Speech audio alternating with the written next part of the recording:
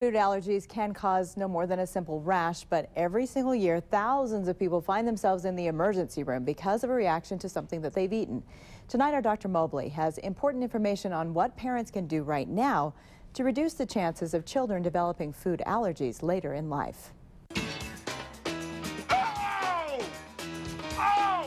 Food allergies. Millions of Americans suffer from them, and while Hollywood may make light of them, in real life, they're no laughing matter. The number of children developing food allergies is on the rise. As physicians, we're not exactly sure why that's true, but tonight I'm going to show you how the decisions you make right here can have a profound impact on whether or not your children develop food allergies. It all begins by knowing which foods are high risk. Dr. Jan Broadbent is a pediatric allergy specialist. The typical high-risk foods would be egg, milk, soy, wheat, peanut, tree nuts, fish, and shellfish. Peanuts are a real no-no for children. Most medical experts agree now, waiting at least until the age of 3 to 5 to introduce your child to peanuts.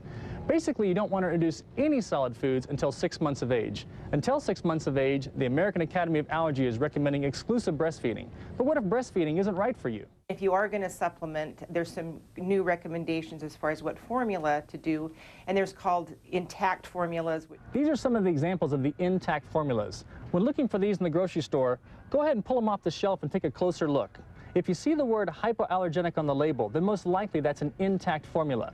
These formulas have been chemically modified, so they're less likely to cause allergy in children. We know that food allergies are on the rise, and as parents, we need to do whatever we can to decrease that. Food allergies are increasing in severity and the number of fatalities that we're seeing, usually around a couple hundred a year just in the United States alone. So the bottom line is, to minimize your child's chances of developing food allergies, try and breastfeed exclusively for the first 6 months of age if at all possible.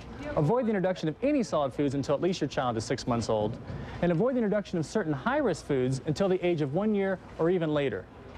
For ABC4 News, I'm Dr. Stephen Mobley.